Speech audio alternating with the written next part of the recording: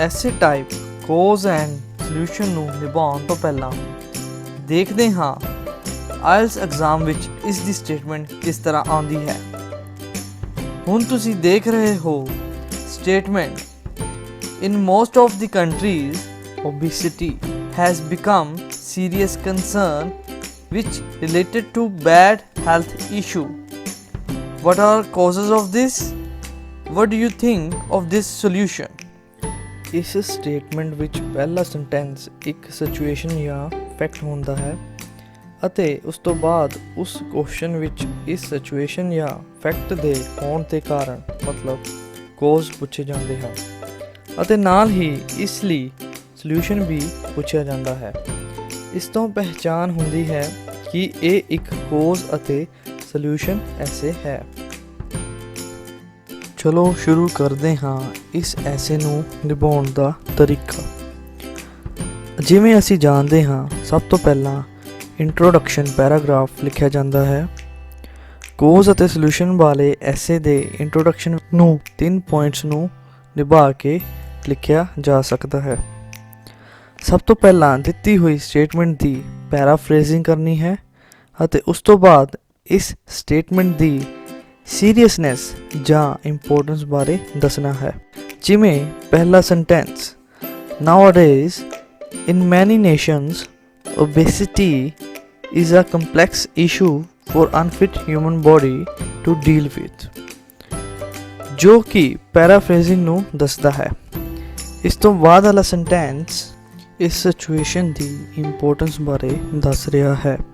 ਜਿਵੇਂ this is an important concern because it affects the quality of the life and also a leading cause of spreading diseases such as diabetes, heart related diseases। ਅਤੇ introduction ਦੇ ਆਖਿਰ ਵਿੱਚ outline statement ਲਿਖਣੀ ਹੈ। ਜਿਵੇਂ ਤੁਸੀਂ ਦੇਖ ਸਕਦੇ ਹੋ, ਇਸ ਦਾ ਸੈਂਟੈਂਸ ਜੋ ਕਿ ਲਿਖਿਆ ਗਿਆ ਹੈ, this essay will discuss main causes followed by proposing solutions before reaching a conclusion। ਹੁਣ ਇਹ ਤਾਂ ਸੀ ਸਾਡਾ ਇੰਟਰੋਡਕਸ਼ਨ ਪਾਰਟ। ਨੈਕਸਟ ਅਸੀਂ ਦੇਖਦੇ ਹਾਂ ਬੋਡੀ ਪੈਰਾਗ੍ਰਾਫ 1 ਨੂੰ ਕਿਸ ਤਰ੍ਹਾਂ ਲਿਖਣਾ ਹੈ। ਬੋਡੀ ਪੈਰਾਗ੍ਰਾਫ 1 ਵਿੱਚ ਹਮੇਸ਼ਾ ਪ੍ਰੋਬਲਮ ਜਾਂ ਸਿਚੁਏਸ਼ਨ ਦੇ ਮੇਨ ਕੋਜ਼ਸ ਬਾਰੇ ਲਿਖਿਆ ਜਾਂਦਾ ਹੈ। ਸਟਾਰਟ ਕਰਨ ਦੇ ਲਈ ਕੋਈ ਸਟਾਰਟਰ ਵਰਡ ਜਿਵੇਂ ਐਡਮਿਟਡਲੀ, ਓਬਵੀਅਸਲੀ ਆਦਿ ਨੂੰ ਯੂਜ਼ ਕਰ ਸਕਦੇ ਹੋ। ਹੁਣ ਇਸ ਪੈਰਾਗ੍ਰਾਫ ਵਿੱਚ ਇਹ ਸੈਂਟੈਂਸਸ ਨੂੰ ਨਿਭਾਉਣਾ ਚਾਹੀਦਾ ਹੈ। ਜਿਵੇਂ ਪਹਿਲਾ ਸੈਂਟੈਂਸ ਹੈ ਟੌਪਿਕ ਸੈਂਟੈਂਸ, ਦੂਸਰਾ state the cause, third explain the cause and fourth example. ਅਗਰ ਤੁਸੀਂ 2 ਕੋਜ਼ ਨੂੰ ਦਰਸਾਉਣਾ ਚਾਹੁੰਦੇ ਹੋ ਤਾਂ ਅਗਲੇ ਕੋਜ਼ ਲਈ ਵੀ ਇਹਨਾਂ ਸੈਂਟੈਂਸਸ ਨੂੰ ਜ਼ਰੂਰ ਨਿਭਾਉਣਾ ਹੈ। ਚਲੋ ਦੇਖਦੇ ਹਾਂ ਟੌਪਿਕ ਸੈਂਟੈਂਸ ਦੇ ਵਿੱਚ ਤੁਸੀਂ ਆਪਣੇ ਮੇਨ ਕੋਜ਼ ਨੂੰ ਦਰਸਾਉਂਦੇ ਹੋਏ ਕਿਵੇਂ ਲਿਖਦੇ ਹੋ। ਐਗਜ਼ਾਮਪਲ ਹੈ, ਐਡਮਿਟਡਲੀ the main cause behind the obesity in those countries is the lack of health care awareness। ਇਸ ਤੋਂ ਬਾਅਦ ਇਸ ਨੂੰ ਐਕਸਪਲੇਨ ਕਰਨਾ ਹੈ। ਜਿਵੇਂ this is because of medical facilities provided by government is not enough for people of the developing country। ਅਤੇ ਨਾਲ ਹੀ ਐਗਜ਼ਾਮਪਲ ਵੀ ਦੇਣੀ ਹੈ। ਜਿਵੇਂ ਕਿ ਫੋਰ ਐਗਜ਼ਾਮਪਲ ਨਾਲ ਤੁਸੀਂ ਸ਼ੁਰੂ ਕਰ ਸਕਦੇ ਹੋ, a research has shown that availability of doctor, dietitians as per proportions of population quite low. ਇੱਕ ਕੋਜ਼ ਲਿਖਣ ਤੋਂ ਬਾਅਦ ਤੁਸੀਂ ਦੂਸਰੇ ਕੋਜ਼ ਨੂੰ ਵੀ ਦੱਸਣਾ ਹੈ।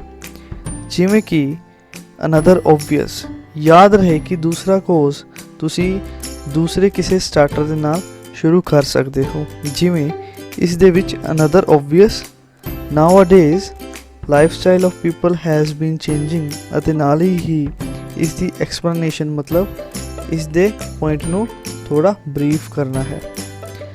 ਇਸ ਤੋਂ ਬਾਅਦ ਤੁਸੀਂ ਕੋਈ ਵੀ ਇੱਕ ਕੋਜ਼ ਦਾ ਨੈਗੇਟਿਵ ਰਿਜ਼ਲਟ ਦੱਸ ਸਕਦੇ ਹੋ। ਮੈਂ ਇਸ ਕੋਜ਼ ਦਾ ਇੱਕ ਨੈਗੇਟਿਵ ਰਿਜ਼ਲਟ ਦੱਸ ਰਿਹਾ ਹਾਂ। ਜਿਵੇਂ ਇਸ ਨੂੰ ਮੈਂ ਐਜ਼ ਏ ਰਿਜ਼ਲਟ ਨਾਲ ਸ਼ੁਰੂ ਕਰ ਰਿਹਾ ਹਾਂ। As a result it increase the comfort level which leads the health problem at early ages of a person such as heart, obesity and so on। ਇਸ ਦੇ ਨਾਲ ਹੀ ਅਸੀਂ ਬੋਡੀ ਪੈਰਾਗ੍ਰਾਫ 1 ਨੂੰ ਖਤਮ ਕਰਦੇ ਹਾਂ ਅਤੇ ਦੂਸਰਾ ਪੈਰਾਗ੍ਰਾਫ ਸ਼ੁਰੂ ਕਰਦੇ ਹਾਂ।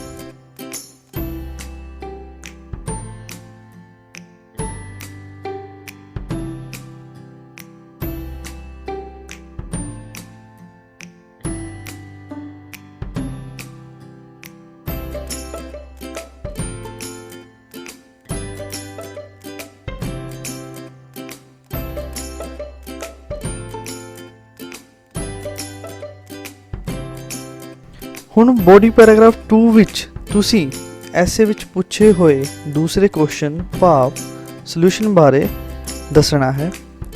ਯਾਦ ਰਹੇ ਸੋਲੂਸ਼ਨ ਹਮੇਸ਼ਾ ਬੋਡੀ ਪੈਰਾਗ੍ਰਾਫ 1 ਦੇ ਦੱਸੇ ਹੋਏ ਕਾਰਨ ਭਾਵ ਕੋਜ਼ਸ ਨੂੰ ਪੁਆਇੰਟ ਆਊਟ ਕਰ ਰਿਹਾ ਹੋਵੇ ਜਾਂ ਸੰਬੰਧਿਤ ਹੋਵੇ। ਚਲੋ ਸ਼ੁਰੂ ਕਰਦੇ ਹਾਂ ਬੋਡੀ ਪੈਰਾਗ੍ਰਾਫ 2। ਇਸ ਪੈਰਾਗ੍ਰਾਫ ਨੂੰ ਤੁਸੀਂ ਪਰਹੈਪਸ ਹਾਊਐਵਰ ਨਾਲ ਸ਼ੁਰੂ ਕਰ ਸਕਦੇ ਹੋ ਅਤੇ ਨਾਲ ਹੀ ਟੌਪਿਕ ਸੈਂਟੈਂਸ ਮਤਲਬ ਰੀਡਰ ਨੂੰ ਸਮਝ ਆ ਜਾਵੇ ਕਿ ਤੁਸੀਂ ਹੁਣ ਬੋਡੀ ਪੈਰਾਗ੍ਰਾਫ 1 ਵਿੱਚ ਦਿੱਤੇ ਹੋਏ ਕੋਜ਼ ਦੇ ਸੋਲੂਸ਼ਨ ਬਾਰੇ ਗੱਲ ਕਰਨ ਜਾ ਰਹੇ ਹੋ।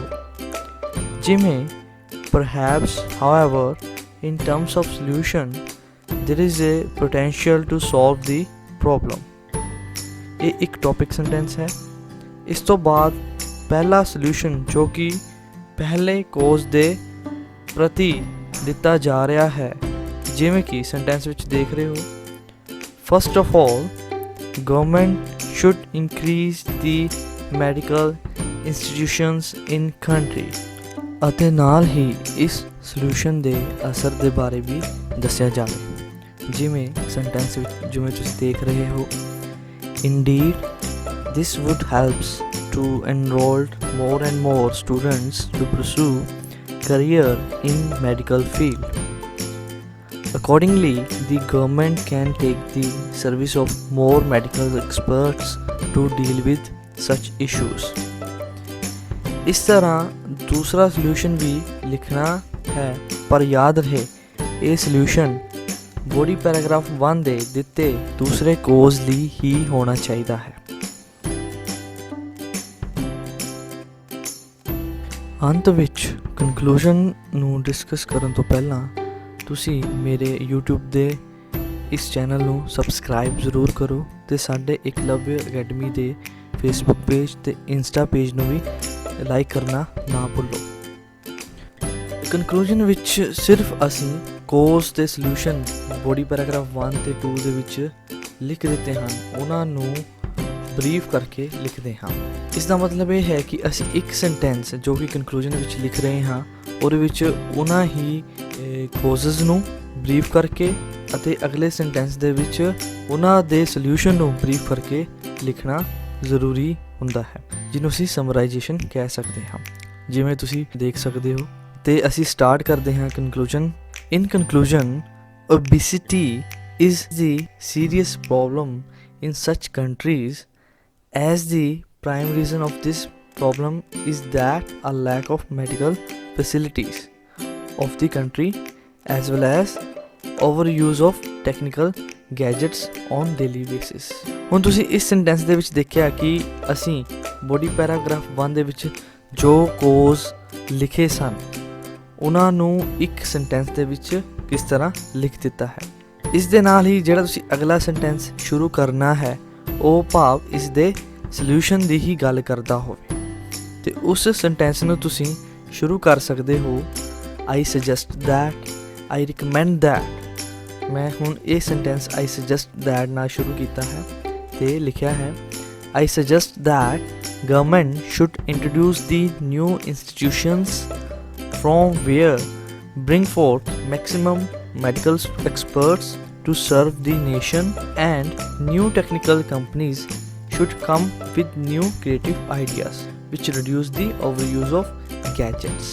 ਹੁਣ ਤੁਸੀਂ ਦੇਖ ਸਕਦੇ ਹੋ ਕਿ ਇਹ ਸੈਂਟੈਂਸ ਜਿਹੜੇ ਆਪਾਂ ਕੋਜ਼ ਲਿਖੇ ਹੋਏ ਨੇ ਉਹਨਾਂ ਨੂੰ ਇੱਕ ਸਮਰਾਈਜ਼ ਕਰਕੇ ਉਹਨਾਂ ਦੇ ਸੋਲੂਸ਼ਨ ਨੂੰ ਦੱਸ ਰਿਹਾ ਹੈ ਅਤੇ ਇਸ ਚੀਜ਼ ਦਾ ਜ਼ਰੂਰ ਧਿਆਨ ਦਿਓ ਕਿ ਕਨਕਲੂਜਨ ਦੇ ਵਿੱਚ ਕੋਈ ਤੁਸੀਂ ਨਵਾਂ ਆਈਡੀਆ ਇੰਟਰੋਡਿਊਸ ਨਹੀਂ ਕਰਨਾ ਹੈ। ਸਿਰਫ ਬੋਡੀ ਪੈਰਾਗ੍ਰਾਫ 1 ਤੇ ਬੋਡੀ ਪੈਰਾਗ੍ਰਾਫ 2 ਦੇ ਵਿੱਚ ਦਿੱਤੇ ਹੋਏ ਲਿਖੇ ਹੋਏ ਕੋਜ਼ ਅਤੇ ਸੋਲੂਸ਼ਨ ਨੂੰ ਸਮਰਾਈਜ਼ ਹੀ ਕਰਨਾ ਹੈ।